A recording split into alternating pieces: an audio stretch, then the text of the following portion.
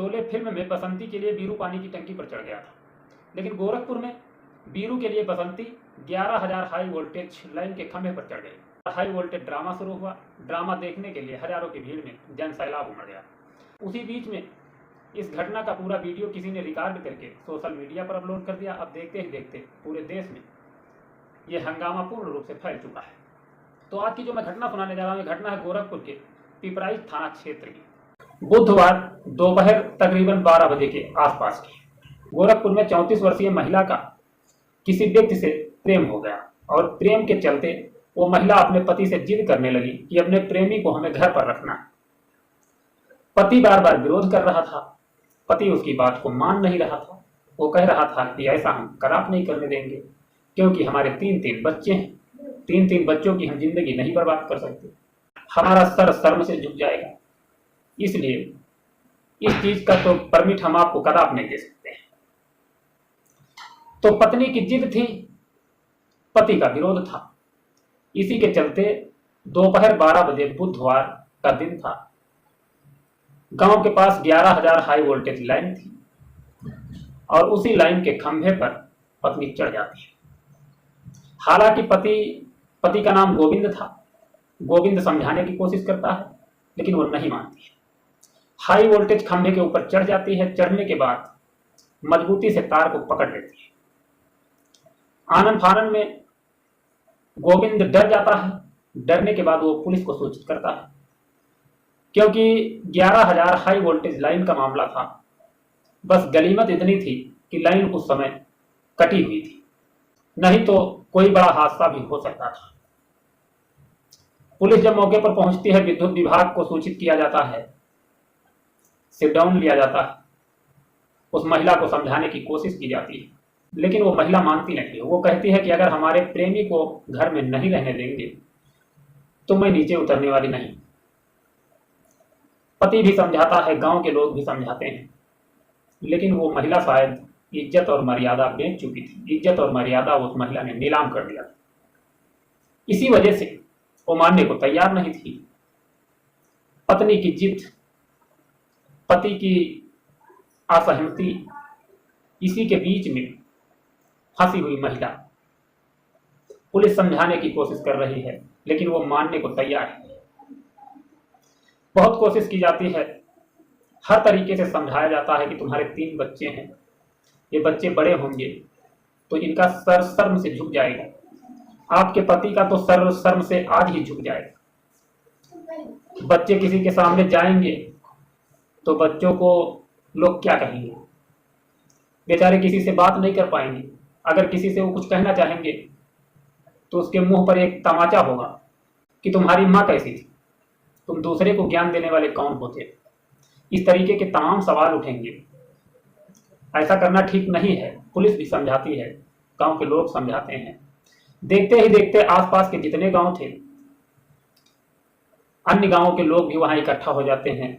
कहा जाता है कि हजारों की संख्या में लोग वहां पर इकट्ठा हो जाते हैं। लोग सिर्फ ड्रामा देखने के लिए आए थे, समझाने वाले कुछ ही लोग थे। उसी बीच में किसी ने वीडियो रिकॉर्ड किया, सोशल मीडिया पर अपलोड किया। सोशल मीडिया पर अपलोड करने के बाद ये हंगामा और ज्यादा बढ़ गया। फिलहाल उस महिला को लगभग 1.5 से 2 घंटे तक समझाया जाता है। महिला को अगर उस खंभे पर कोई तकलीफ होती तब तो शायद जल्दी उतर आती, लेकिन उस पर बैठने की भी सुविधा थी। वो आराम से बैठी हुई थी हाई टेंशन तार को पकड़कर, तो इसलिए वो नीचे भी नहीं उतरना चाहती थी। उसकी जिद यही थी कि हम अपने प्रेमी को अपने साथ रखेंगे। पति मानने को तैयार नहीं था। पति कैसे माने यार? कोई भी व्यक्ति हो, हम हो, आप हो, पत्नी जिद करे कि हम दूसरे को अपने घर में रखेंगे, तो यार कैसे मानेगा व्यक्ति? कोई नहीं मानेगा। और शायद महिलाओं की ये जिद बहुत खराब जिद है। इस जिद पर कुछ कहना भी अच्छा नहीं लगता है, लेकिन संस्कार जिसके अंदर है वो शायद इस तरीके के घिनौने काम भी नहीं करेगा।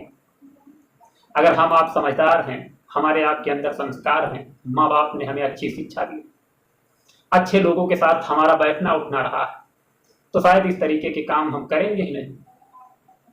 लेकिन वो महिला शायद उसको एक कीड़ा काट रहा था कि हम संबंध बनाएंगे तो साथ में 2 लोगों से संबंध बनाएंगे, और ये भी कोई जरूरी नहीं जो महिला एक को रखने के लिए राजी हो सकती।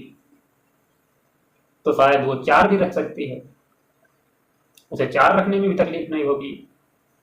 जिसके पति के सिवा 2-3 यार हो जाएं, उसका क्या भरोसा। कहते हैं 1 से भले 2, 2 से भले 4, तो 4-6 रखने के लिए वो तैयार हो जाएगी, 10 रखने के लिए तैयार हो जाएगी, उसकी कोई संख्या ही नहीं होगी। तो संतुष्ट अगर महिलाओं को रहना है तो अपने पति के साथ रहें, क्योंकि पति जीवन साथी होता है, पत्नी का आधा अंग माना जाता है और पत्नी पति का आधा अंग मानी जाती है। तो रहने के लिए तो आप किसी के साथ रह सकते हैं, किसी के साथ समय बिता सकते हैं, लेकिन जो सुख पति के पास मिलेगा शायद वो सुख देने वाला इस दुनिया में कोई नहीं। तो पति के सुख का भोग करो, पति के सुख के साथ जीवन यापन करो। पति के पास अगर कुछ नहीं है, कमजोरी है, पैसे की गरीबी है, तंगाई है, तो उसके साथ नमक रोटी खा करके, पानी पी करके जीवन आराम से बिताइए, क्योंकि इस दुनिया में आने के बाद सुकून किसी को नहीं मिला है। जिस सुकून के पीछे आप दौड़ रहे हैं, जिस सुकून के पीछे आप भाग रहे हैं, शायद वो सुकून आपको सुकून कभी नहीं दे सकता है, आगे चल करके तकलीफ ही मिलने वाली। पत्नी की बात आज अगर पति मान भी जाए तो आगे चल करके उस पति के ऊपर क्या प्रभाव पड़ेगा, उसके ऊपर तो इफेक्ट आज से ही देखने को मिल जाएगा। और बच्चों के ऊपर जो इफेक्ट दिखेगा वो इफेक्ट बहुत अलग होगा।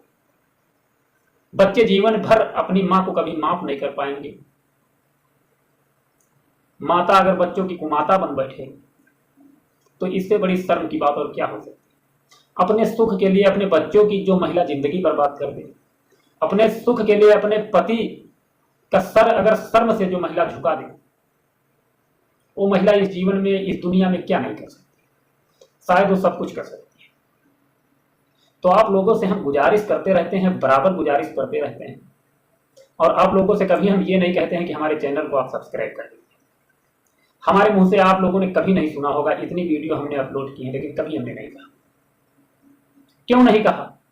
हमने इसलिए नहीं कहा कि अगर हमारी बातें आपको पसंद आएंगी, अगर हम आपको कुछ दे पाएंगे, आपको अगर हम कोई शिक्षा दे पाएंगे, कोई सीख दे पाएंगे वीडियो के माध्यम से, तो अपने आप लोग सब्सक्राइब कर लेंगे। हमें कहने की कोई आवश्यकता है। तो महिलाओं से भी गुजारिश है, बहन बेटियों से गुजारिश है कि अपने माँ बाप का सर शर्म से कभी मत झुकाना।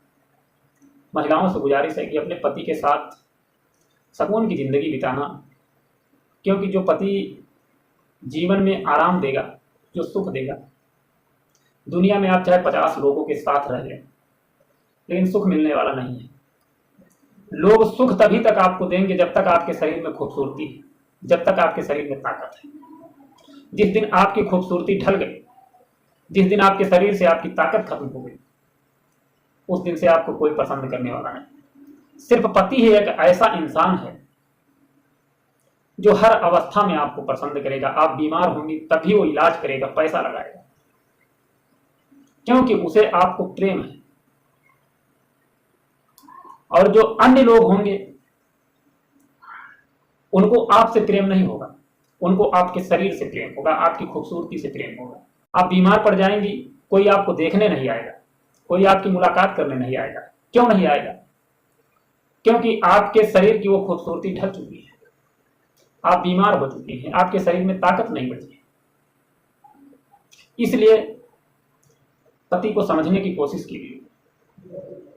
पति एक देवता है जो निस्वार्थ प्रेम करता है अपनी पत्नी से, कोई स्वार्थ नहीं। और एक माँ बाप